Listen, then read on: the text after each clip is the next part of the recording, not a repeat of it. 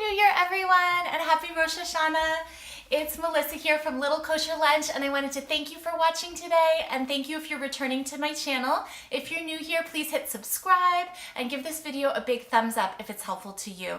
I wanted to talk to you about Rosh Hashanah because Rosh Hashanah is upon us.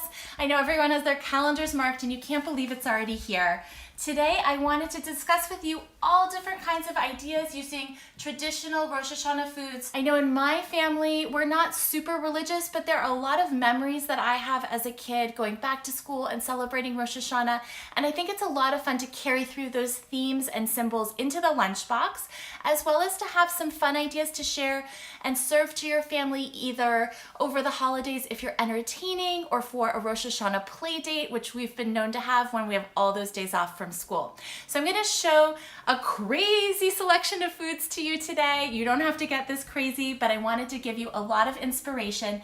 And at the end, I'm going to share with you a sample lunchbox that's the kind of thing that I would pack for my preschool age daughter. So starting very simply, apples dipped in honey for Rosh Hashanah is the song lyric, and it is a classic and loved food by my family and my children. Apples dipped in honey for Rosh Hashanah. I just very thinly slice my apples, wafer thin, and I serve honey loose. Or you can get fancy and get things like the honey that has the honeycomb in it. If you're serving a platter with guests, it's so gorgeous and festive for the holiday. You can get honey sticks for lunch boxes and play dates. These are a little bit fancier. This brand was available at my market. They're a little splurge that I think says something special about the holiday for your kids, that you're thinking of them. And they're easy and fun for kids to eat up. These kinds of spun honeys spread really well. So you have so many choices when you go to the market. I've assembled this cheese board here today because apples and cheese go really well, as do cheese and honey. So this is a really fun, entertaining sort of scheme. And it's something that I would pull from as well to make a lunchbox where it's like a little happy hour in a lunchbox with cheese and fruit and dried fruits, nuts if you can take those to school, crackers and such. So this idea can really translate well into the lunchbox. And again, if you're a kid and you're a little bit picky, you can pick and choose from this to eat what it is that you like. Over Rosh Hashanah, there's a lot of round foods symbolizing, coming full circle with the new year, and foods with sweet things in them like raisins in our challah. Just challah dipped in honey is another tradition and something that you could offer in a lunchbox. I love tiny foods like a tiny challah, and I also love tiny apples.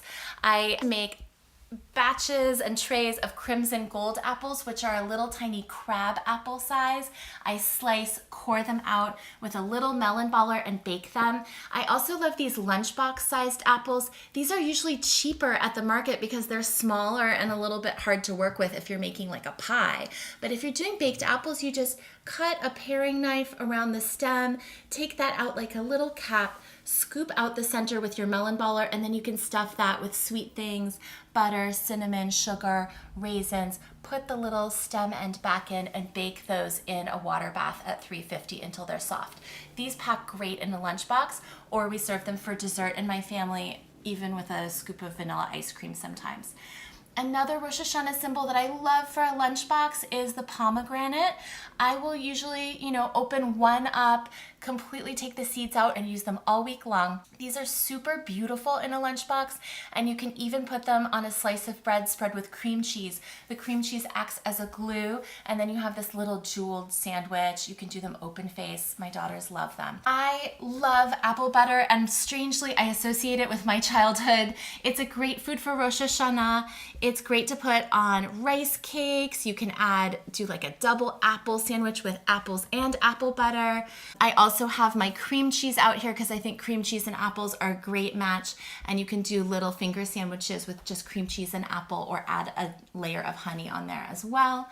Dried fruits are great. Dried apple rings are super popular in my household, as are golden raisins, which I use just loose and for baking. These are probably the simplest thing on the table. These are my steamed apples that I just peel, core, and put in a pot of water on the stove.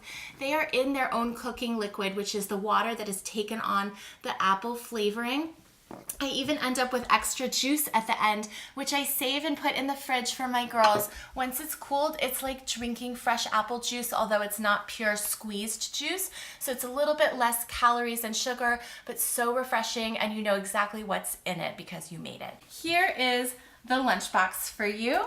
I put a little fishy on here as a reminder that fish head is a symbol during Rosh Hashanah. You could carry that theme through by packing a tuna sandwich or I don't know, whatever your kids like that's fishy. My daughter loves fish everything. I have put, because they're very juicy, my cooked apples in this Planetbox pod with a watertight lid. These are super refreshing if it's hot when you go back to school in September. I've packed a little cheese platter sampler here. This is with crackers, cheese, a fig, and these are some little quinoa cheese puffs we're trying out that has a little protein in it. Carrots are another one of the symbols for Rosh Hashanah. I've put carrots and thinly sliced celery in here. And then for additional apples, I have my apple cream cheese sandwich on whole wheat bread with the crust cut off and some dried golden raisins for added sweetness. You could throw in a little honey stick or anything else your heart desires. Go with what appeals to your kid, but just keep in mind that Rosh Hashanah is a fun and exciting, new beginning sort of time of year that usually coincides with the start of school. You can carry all of that through in your lunchbox. And I thank you so much for joining me today. Hag Sameach.